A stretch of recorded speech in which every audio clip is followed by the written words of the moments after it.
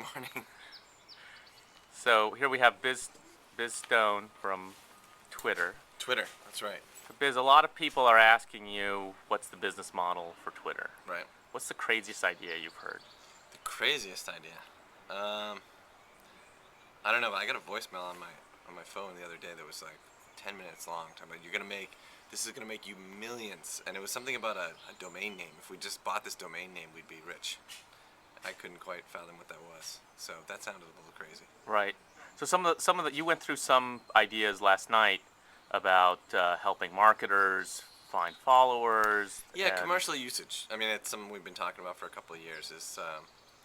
And again, we don't know exactly what that is, but we know that there are companies that are getting value out of Twitter, and it's a huge range. It's Whole Foods, it's JetBlue, it's Comcast, but on the other end, it's a cookie bakery in New York City or a tea shop in Kansas, and they're getting value out of Twitter. They're saying, look, we're selling more cookies, we're selling out of tea, or Dell.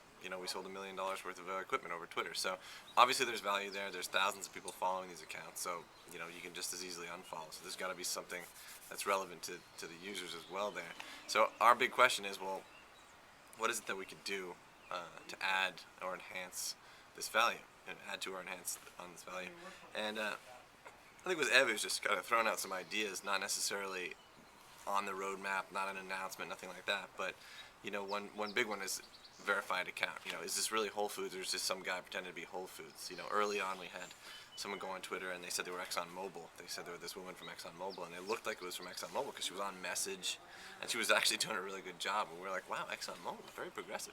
And it turned out she didn't work. She didn't really work there at all. So I think it would be valuable not just for the company that wants to be perceived as much more legitimate on Twitter, but for the individual users who are like, look, I shop at Whole Foods. I like Whole Foods. I like to follow Whole Foods for real, and I don't want somebody to trick me, right? Right. So giving them, going through the effort of actually verifying an account would take some work on our end, and that might be something that we, potentially would want to take money for, because it's an effort on our part, and it's worthwhile for everybody all around. Right. So there's also interesting real estate, right, where you've been a place where you could have ads. Right now, it's sort of house ads for apps and the definitions, yeah. The definitions, Yeah. right? You could do a lot of things there.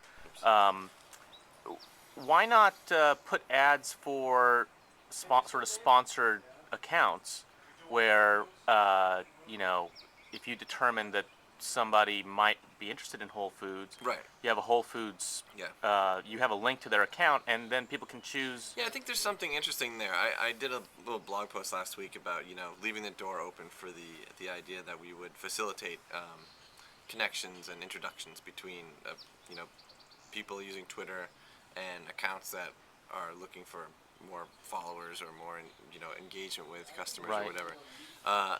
We don't have anything really on the roadmap right now for that, but I definitely think the idea is to leave the door open for that. Let's see what happens. We just don't have the team and the resources yet to be sitting down and saying, okay, we're going to build that. But you're right. I think it is interesting.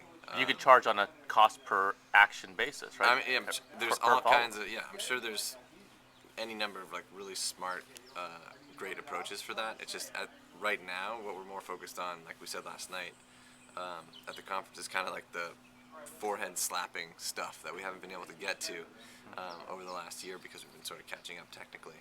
Right. And now we're at this place where we're looking around like, this place is a mess. We need there's a lot of work we need to do here before we even think about putting people on